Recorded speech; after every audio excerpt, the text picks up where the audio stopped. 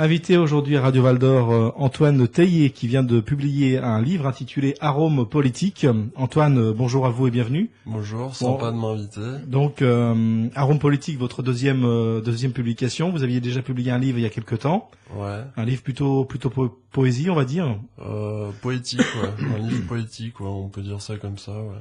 Alors justement, vous m'avez dit qu'on peut tout de suite le dire, que vos deux passions, centre d'intérêt, si l'on veut pas centre d'intérêt peut-être, mais passion, c'était la poésie et la politique. Ouais, j'adore ça, ouais. Ça veut dire que vous lisez de la poésie, que vous regardez des émissions à la télé politique, ou vous lisez des ouvrages. Disons que ce livre, la Arôme politique, c'est le résultat d'écoute radio, de visionnage télévisionnel. On peut dire ça comme ça, oui. Et donc j'ai essayé de donner à ma façon une idée que j'avais de la politique et par rapport aux circonstances actuelles, quoi. En fait, ce sont des petits billets, on pourrait dire billets d'humeur un peu. Ouais. C'est ça, des petites chroniques. Des chroniques. C'est des articles, un peu comme des articles que vous auriez pu publier dans la presse finalement. Tout à fait. Et c'est des chapitres assez courts.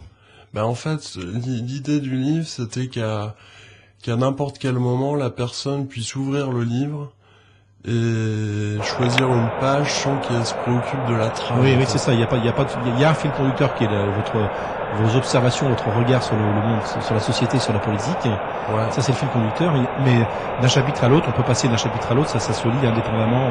Tout à fait. Ouais, c'est sûr. C'est pas, il y a pas de trame, quoi. Mais ça aurait pu être beaucoup plus épais, parce que le livre finalement est pas très épais.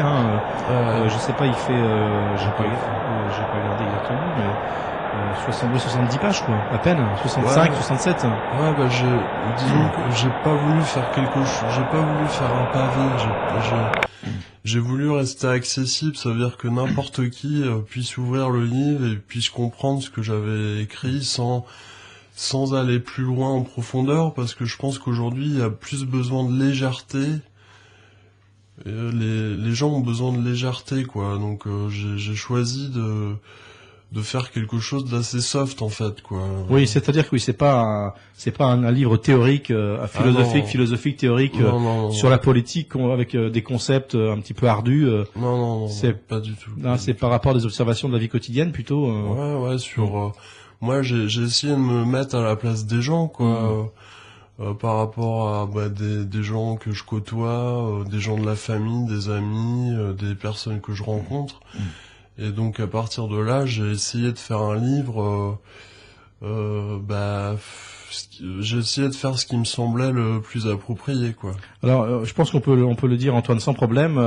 Par contre, politiquement, vous êtes clairement de gauche ou à gauche. En tout cas, j'ai l'impression quand on lit votre livre. En tout cas, je suis quelque part par là. Ouais. Oui. Les étiquettes, c'est toujours un peu embêtant, je sais bien, mais donc ça transparaît. Même si, disons que vous êtes un peu ironique ou un peu, comment dirais-je, un peu. Mais c'est pas féroce non plus, hein. Non, c'est pas d'une méchanceté, non, parce que féroce. On sent que vous respectez quand même la démocratie.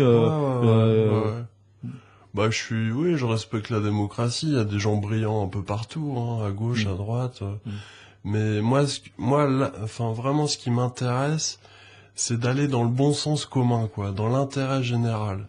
Ça, c'est un truc qui m'intéresse vraiment, et moi, je trouve qu'aujourd'hui, les hommes politiques de premier plan ont tendance à l'oublier, l'intérêt général. Ils pensent plus à leur soif de pouvoir personnel. C'est ce qui, moi, me désintéresse complètement, quoi. Oui, vous demandez une certaine honnêteté intellectuelle, un engagement désintéressé, une générosité.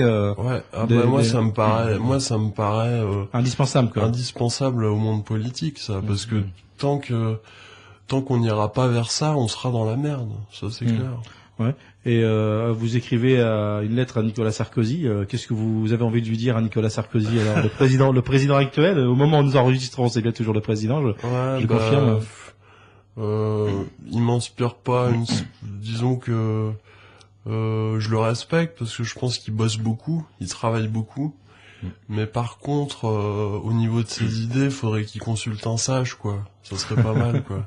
Ça serait bien qu'il consulte un sage quelques années, puis qu'il revienne après sur la scène politique. peut-être qu'on verrait une petite différence ou un petit changement. Vous pensez que les hommes politiques manquent de sagesse, justement, on peut employer ce mot? Nicolas Sarkozy, oui. Particulièrement, ouais. Ouais. Bah oui, parce qu'il est le président, donc il est au premier plan, donc forcément c'est plus facile de s'attaquer à lui. Et vous pensez qu'il s'intéresse peut-être plus au monde des affaires, au monde des grandes entreprises, que... C'est un constat lucide, ça. Mais enfin, je voulais aussi dire un truc, moi, par rapport à la politique, j'avais 3 points que j'aurais aimé pas développer, mais juste les dire. C'était pour moi un homme politique, il doit s'arrêter sur le combat des injustices. Ça, pour moi, ça doit être un combat permanent. Premier point. Le deuxième point, sur la redistribution des richesses, réguler l'économie, ça veut dire effectivement essayer de trouver un équilibre plus humain entre les entreprises et les salariés. Et après, la notion du vivre ensemble. Le vivre ensemble, ça me paraît aussi important au jour d'aujourd'hui, alors qu'on nous inculque des peurs, des choses comme ça qui sont un petit peu acerbes, quoi. Et je pense que le vivre ensemble, c'est un...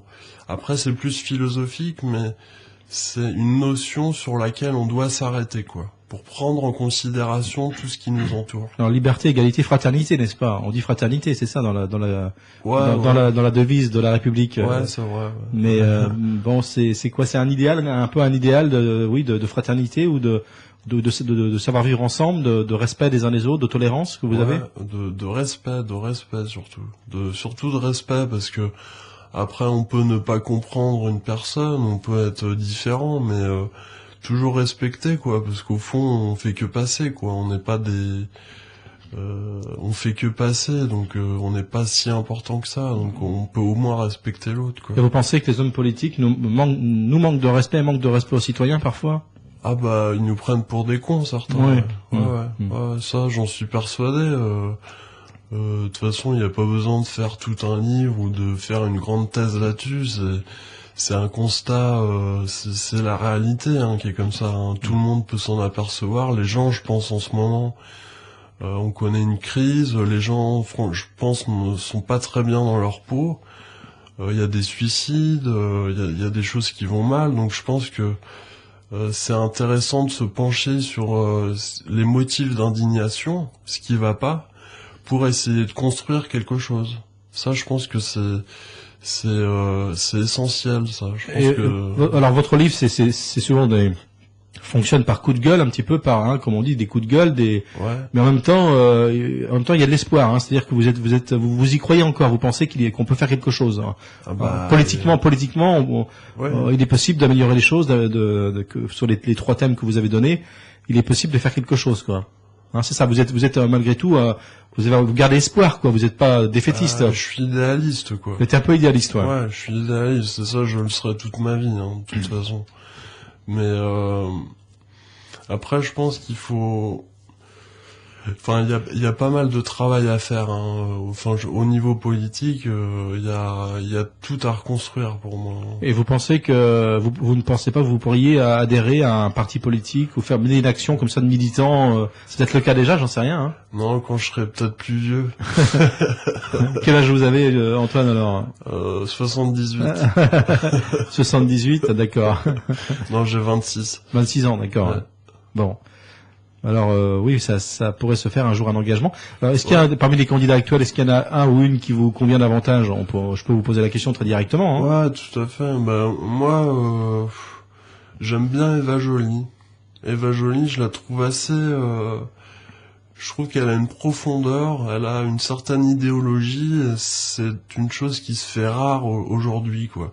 Aujourd'hui, on a l'impression que les gens ont plus soif de pouvoir que de mettre en commun une idéologie intéressante, quoi.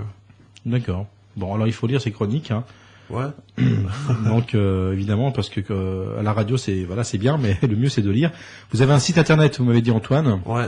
Donc vous pouvez donner l'adresse si vous avez... je le dis en entier. Ouais, si vous voulez, ouais. Alors ça commence par http. Oui. 2 points. Oui. Double barre ou double slash, ouais. Art, A-R-T, Oui. tiret, Ouais. Antoine Théier en attaché, Donc Théier, c'est T-E-I-2-L-E-T, hein. T-E-I-2-L-E-T, Antoine Théier tout en attaché, point, Wifeo, alors W-I-F-E-O, point, com, avec un slash à la fin. Si on tape Antoine Théier, est-ce qu'on y arrive? Le mieux parce que bon, le mieux c'est de taper Antoine Théier en attaché. Oui, d'accord, là c'est plus simple, peut-être, ouais. Si vous tapez, enfin si les gens tapent Antoine Théier tout en attaché, ils arrivent directement à mon site, quoi. D'accord, d'accord. Et au niveau de l'écriture, ça vous a coûté, c'était difficile à écrire, ce livre? Ça vous a pris du temps, c'était ou c'est venu plutôt facilement? Bah en fait, j'ai écrit 3 livres en 7 mois. Ah oui, effectivement. Hein. Et Arôme politique, je l'ai écrit en 3 mois. Ouais, c'est rapide, c'est très Ouais. très rapide même. Bah je suis très quand je fais un truc, je le fais à fond, quoi. Ouais. Bon. Donc, Et vous avez des modèles après au niveau de l'écriture, des écrivains que vous appréciez particulièrement? C'est une question que je pose souvent, mais je trouve que c'est intéressant de poser cette question finalement pour connaître un peu la personne. ouais, bah moi j'ai été très, on va dire sympathisant, très sympathisant de Prévert. Ah oui.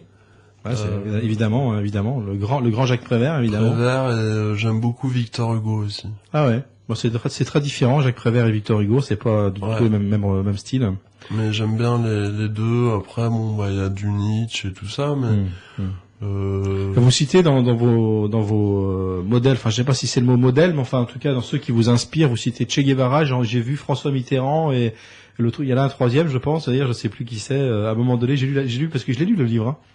J'en parle en connaissance de cause. Ouais, très bien. Je sais qu'à un moment donné, vous citez François Mitterrand, Che Guevara, et il n'y en a pas un troisième, non, je me trompe ou quoi?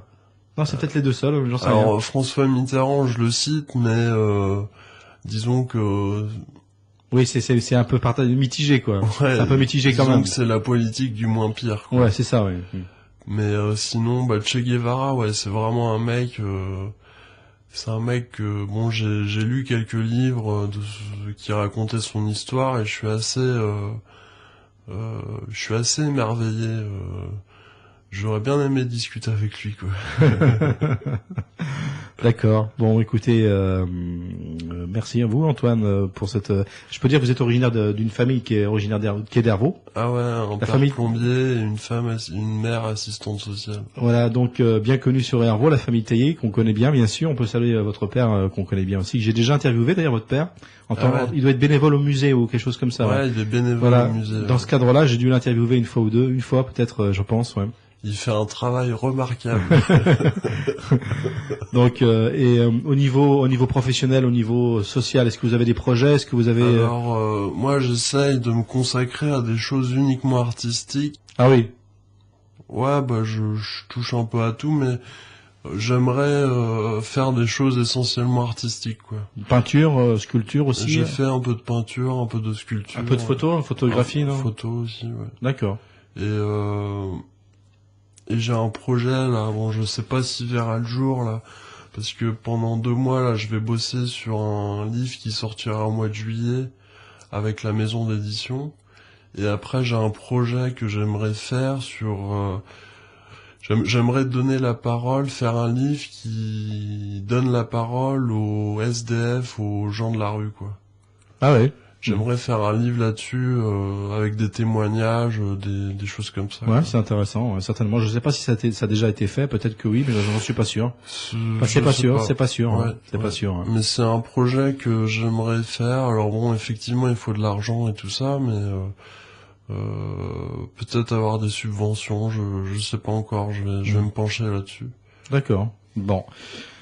Eh bien, écoutez, et vous habitez Hervaux? Oui, enfin là je reviens de la Tranche, j'étais un peu à la Tranche et je suis revenu à Hervaux là. Vous voyagez un petit peu, vous allez à l'étranger? Bah, j'aime bien aller à la Tranche surtout, à la mer, j'aime bien aller à la mer. Ouais. C'est ça c'est pour avoir l'inspiration, c'est plutôt la campagne, plutôt le calme, plutôt. Ah ouais, plutôt que la ville. Ah ouais, moi je sais que pour produire, pour donner quelque chose, j'ai besoin d'un certain calme, ouais, une certaine introspection, quoi, en fait. Bon, bah écoutez, merci de nous avoir fait partager ça avec beaucoup de franchise d'ailleurs. Je vous remercie aussi. Et donc, donc on a donné les renseignements. Antoine Taillé a tout attaché pour avoir d'autres renseignements pour aller sur le site. Sinon, le livre c'est Arôme politique avec aux éditions Stella Maris. C'est ça. Stella Maris, donc on peut trouver le livre sur internet, peut-être aussi sur votre site, il y a des contacts peut-être pour se le procurer. Sur internet, donc il y a des sites sur internet et à la librairie d'Hervaux aussi. À la librairie du Grillon. Le Grillon, d'accord. Et le prix c'est 12 €, on peut donner le prix. 12 €, ouais. 12 €. Ouais. Ok, mais merci Antoine à vous et à bientôt surtout. Merci, au revoir. Au revoir.